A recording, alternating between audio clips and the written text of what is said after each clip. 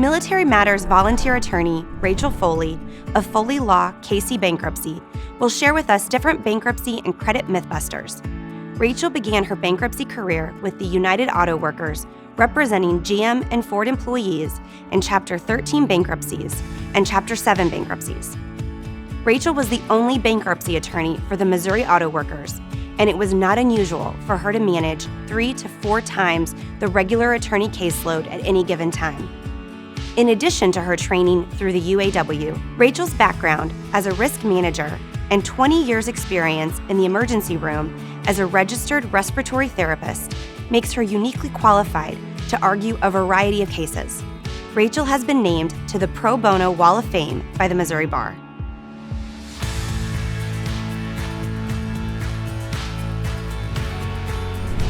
Myth 1, I am a loser. I hear constantly, I am a loser, I have failed, I'm the dumbest or the worst person on the face of the earth. This is simply not true.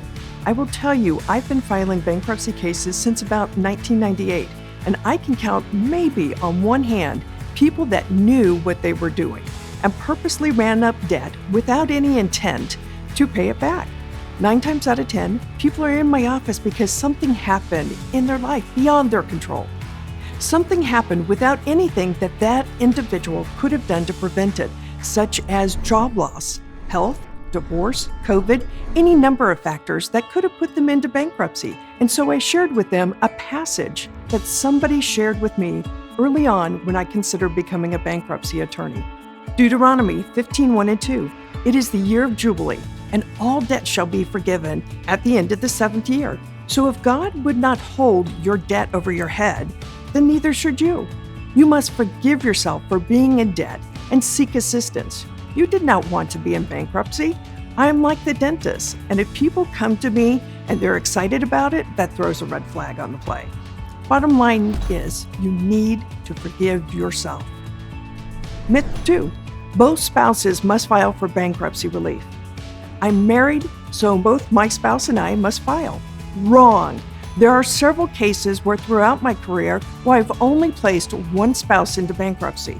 There's no need to put a spouse into bankruptcy if they're not on the accounts and their credit is under control. This allows one spouse to be bankruptcy free and to be a resource should they need to purchase a home or vehicle.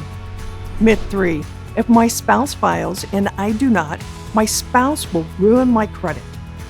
If one spouse files and the other one doesn't, bankruptcy will be reported on the spouse who filed bankruptcy, but not on the spouse who did not, and the bankruptcy will report for 10 years. However, your credit should not show their bankruptcy filing on your report. Now, if the mortgage is in the spouse's bankruptcy and you are also on that account, you may show that it's handled in bankruptcy.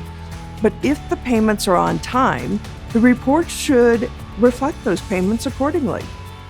Another scenario is if you have to go to obtain credit down the road and you and your spouse go to purchase a new house together. You both apply, but the interest rate comes back higher than you want to pay. That may affect your ability until the spouse has the ability to revamp their credit score and bring it back to life. You may end up having to file on your own. Myth 4, I will never have credit again. Oh my goodness, this is such a joke because my clients will call me and say, hey, I know we just filed bankruptcy, but Capital One has offered me a card. Why are they offering me a line of credit or credit card right after I have filed? The answer is simple. You have just reduced your debt to income ratio, meaning that you wiped out your debt, so your income is available to pay for other things. As your debt to income ratio reduces your credit worthiness, it can rebound after you file bankruptcy. Creditors are going to see you as a great credit risk because you can't file bankruptcy again for 8 years, or so they think. So they're going to float you a card straight away and say, hey, come with us. It may be a 27% interest rate, but they will have no problem offering you a card or a line of credit. Many factors go into a creditor's decision to lend. Income, debt to income ratio, your age, your length of employment, equity in an item that you were purchasing. I had a client walk out of a Chapter 7 bankruptcy, and 30 days after discharge, he went out and bought an F-150 truck. at $60,000 in 0% interest through Ford Motor Credit. They knew he filed bankruptcy because I instructed him to make sure to say you have filed bankruptcy. Plus, your bankruptcy will come up on your credit report. He told them that they offered him 0% interest because of the equity in the vehicle. And they figured he's going to default early on, and so they would just repossess the vehicle and resell it at a future position. You can obtain credit during a Chapter 13, and you can obtain credit after either chapter of filing for bankruptcy. Can you buy a house after bankruptcy? Yes, you can, but it will depend on the lender and the money you make and the equity in the house. So if you're making $100,000 a year, but your credit score is not as good, and you don't have other debts that are weighing you down, you may be offered a lower interest rate. But if you're buying a $100,000 house and you make $20,000 to $30,000 a year and your credit score is bad, your interest rate may be higher, or they may just flat out deny you the right to a loan.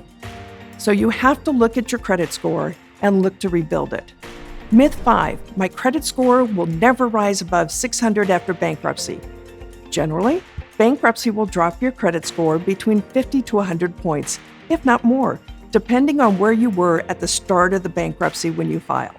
But what they don't tell you is your FICO score is a breathing entity, and it continues to grow and change, and there's a lot of factors that go into that. Yes, your credit score can change after you file bankruptcy. You make that change through rebuilding your credit once a discharge is obtained. But if you're at that point where you're considering a bankruptcy, really the last thing you should be considering is your FICO score. Why? Because you're falling behind on your payments. And falling behind on your payments is being reported to the credit bureau, which means your credit score is going down and it's beginning to tank. Late pays are a wound to your credit score, and each month the Band-Aid gets ripped off as they report another late payment, and that financial wound, it gets a little deeper. Bankruptcy cauterizes or seals the credit score wound, so it can begin to heal itself almost immediately. I stress with my clients, if they're going to do a Chapter 13, make those payments on time each and every month. Because by making monthly payments on time, it is a trade line for some lenders. And they'll look at it, the payment history, and say, by golly, that person has made every payment in a timely manner, and they're on the road to financial rehab.